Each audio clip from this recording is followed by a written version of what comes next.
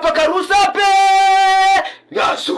nyazura rusape chakamira sei ndichibva parusape mukoba kepauto ndobva ndapinda panonzi paisusa. Okay, about 80 kilometers from Bulawayo takananga ku Vic Force. right.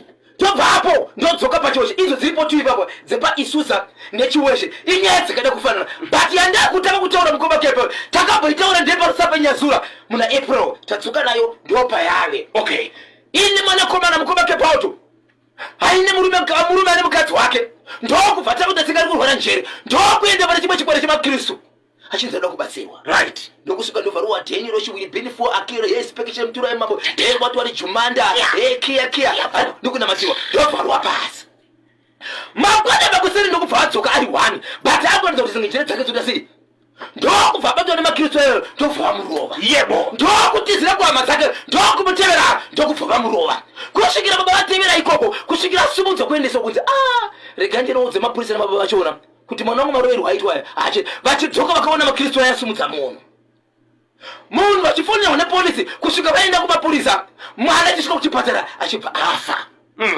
nyaya iyi ndiri kutaurai inoburikidzira umwe mutungamiri anomira sechinzvimbo chabhishopi akazobatwa nemapurisa kusanganisira nemakurukota ake echechi vakawanda nhamba yaidarika 6. Yebo. ndokuendesa kumapurisa. muri yazimbabwe kuna vanofamba nenhefenyuro takaita muna April nyaya iyi Ndichiri kuiziva. munhu ndokuvaiswa kumochara ndokubva vabatwa nemapurisa kusanganisira bhishopi vakazobuda mushure mekuenda kumapurisa chiripota vachidzoka nyaya iri kumapurisa.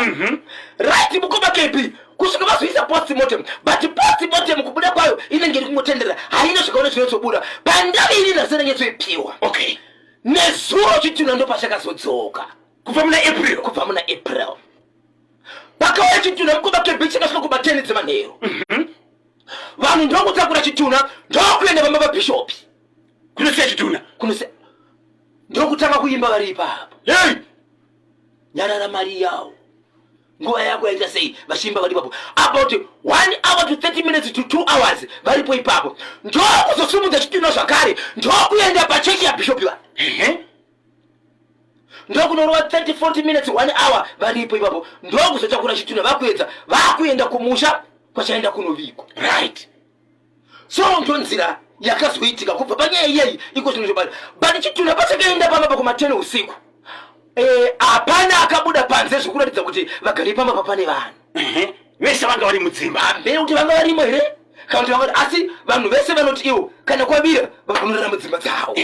but hapana munhu akabuda panze wepamba apa zvekuratidza kuti panga paine vanhu here panga pasina vanhu here avo vakasvika nechitunha chavo nevaida kufamba nekuperekedza mufi uyu dzingave hame neshamwari vaingori nechitunha chavo ipapo vachingoimba vari panze chiri mukofini. Kope wakaenda kuchechi hapana munhu akabuda kuchechi. hakuna munhu akauya vaifamba nechitunha ihama dzechitunha nehama neshamwari dzaiperekedza mufi ndodzikafamba nechitunha ndopa yave nyaya. So hama neshamwari dzemushaka bva urifungidzira kuti bhishopu nevanhu vake pane zvavakaita kumufi. nekuti ndikuzvinozvo hatizivi kuti ndizvavari kureva here nekuti nyaya yake endeswa kumapurisa vanhu vachienda kumapurisa vachidzoka chena kumapurisa kurati rimoko ichi yamapurisa but chitunha kuya kwachaita kudzoka iko zvinozvi chatanga chaendeswa kumbe kwani kwabhishopu nekuchechi kocha kuinsiza. right isoza mukoba kebauto inzwai nyaya iyi iri munzvimbo pasi pachifa anonzi Delhi. Okay, mune vanhu vari kuchema mukoba kebauto munhu ari kuchemedza vanhu mukati menzvimbo iyi ndi Sabhuku aita sei? Sabhuku zvaari kuita iye akatozouya mushure memamwe masabhuku akatombouya nemamwe madzishe. Sabhuku mukoba kepi anongoti akasvika pamba pako paune 15 years uchigara nekurima ari kushemedzera kuti izvo nzvimbo iyi kubva apa iyi iwe unofanira kugumira apa ndakutogura ndakuda kutopa munhu kana wakoka vakachinja ri kunzi bvisa handina kupikiswa. makamboona mukoba kepi nzvimbo ina sabhuku inogara vanhu vasingazivani yekuti unosangana pachibhorano chibvunzana kuti kuyu ndiye anonza uyu akava manje ndiye ari kuvakapo uyu akava manje ndiye akapinzwa pakona yandingi apo ende sabhuku anoshevedzera kuti iye munozviziva hunhu hwangu ndinorova anenge aita zvekutamba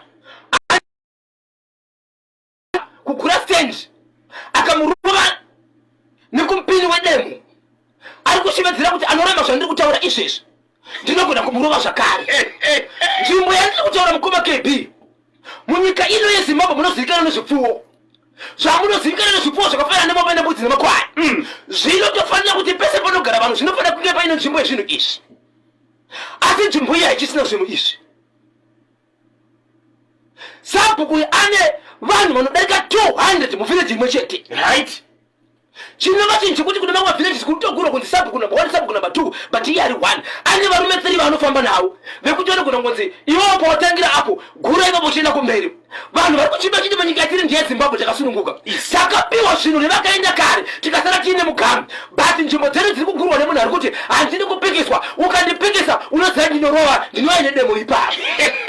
Nyaya yakasvika kuna mambo here. Vari kuchimedzera kuti isusu tisati taenda ikoko tiri kufamba nenhepfenyuro tiri kufamba nemitemo yezvakawanda tisati taenda ikoko pamwe tinogona kurasika Zimbabwe tisati taenda kwamambo naSabhuku uyu titore nzira ipi nokuti tinogona kurasika tikazorasikirwa nezvakawanda.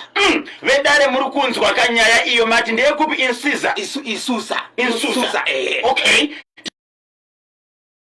Anetsa ndofunga akatrena karati ari kushedzera kuti anenge angonetsa chete hiya ndikakata ndikabata dema ndikutembe batiro kudwale kumashure kwaro. Amai so vakambokanganisirwa vakaendere kunoripota kumapurisa. Right, kumapurisa kuti kwanza tisachaenda. Okay. Kwanzi baitiro emunhu uyu unotonetseka kuziva kuti simba rake riri papi. Alright. Nokuti anotomira zvokuti handidi kutauriswa handidi zvakawanda muno munoti inini. But vanhu vanoti ivo nyika ino inoti isusu. But kuti unzi Sabhuku kuti unzi manager iye kuti panzvimbo panoda order. Kana pasina vakuru zvino zviite sei hazvifambi. Tose tikati vakuru zvinoita ere zvino wacho watakapiwa kuti ndiye Sabhuku ari kushevedzera ndikati oho munhu wese oho kana ndikasumudza musoro iwo ogara pasi ndo panoshevedzera kuti toita nyerera tiri vana vemuZimbabwe. Maki mwazi anenge akuimba kuti ndikamira vakagara ndorohwa ndikagara vakamira ndorohwa ndoita kumagoni chiti ndichizovanzi bata inhunzi dzechirungu toite sei naSabhuku Beyond, deep down, beyond, deep down, beyond, deep down, beyond, deep down, beyond, deep down,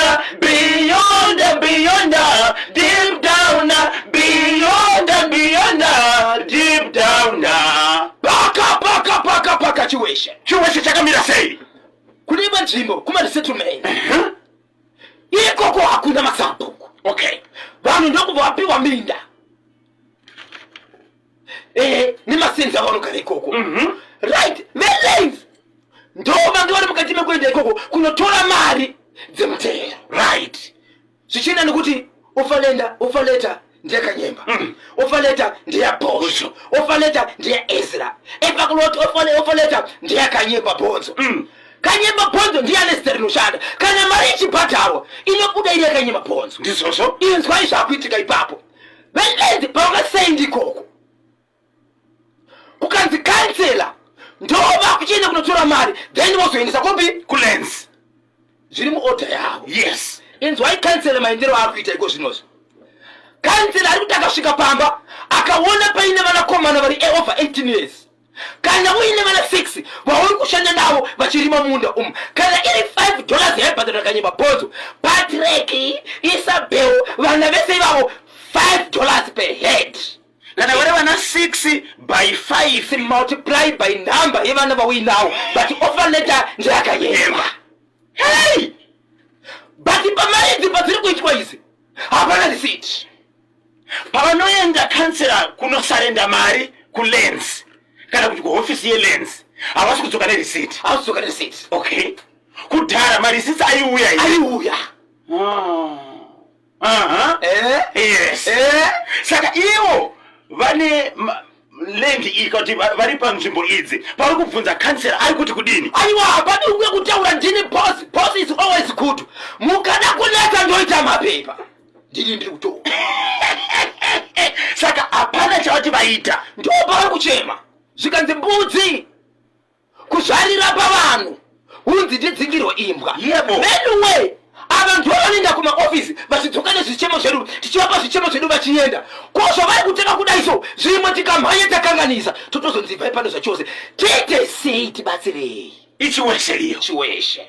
mungaziva kuti inzvimbo dzipi kuti inzvimbo ipi iri kuchihoshi kwacho icho kwadi mukoma keyboard munayo nzvimbo yake inayo musoro tikapedza tikudaka kubata velens tivaudze kuti ndo zviri kuitika kupi kuchiweshe mari dzenyu padziri kuuya dzakadaro here muri kuzotevera here kuti baba pane vana vangani dziri kuuya maridzi dziri kuuya here dzine mana 7 pamba kana dziri kungoya dzakanyemba 9 minutes to 12 zadiyana pane chiziviso chandinacho pano chiri kuti icho kanyemba ndiri kukumbirawo karubatsiro ndiri kutsvagawo hama dzangu nyanande okay nyanande amai vangu vakasiwa vane pamuviri nababa vangu amai vanoti baba vangu vainzi okay akanganisa kunyora ihama dzekwanyamande zviri kunzi amai vanoti baba vainzi Chris Nyamande vaibva kumasvingo vakasangana mugore ra1987 baba vaishanda kutsetsefly vainge vakakemba pakotwa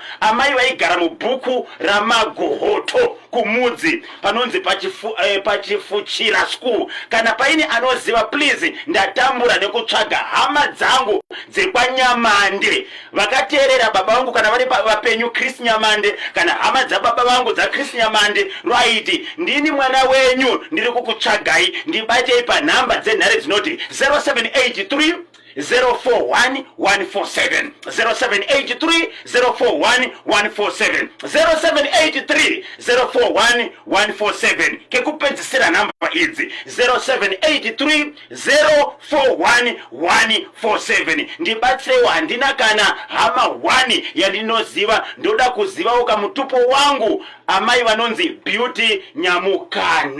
Beauty Nyamukana ndofunga kuti aiwaka hama dzababa vako Chris Nyamande dzazvinzwa uye dzatora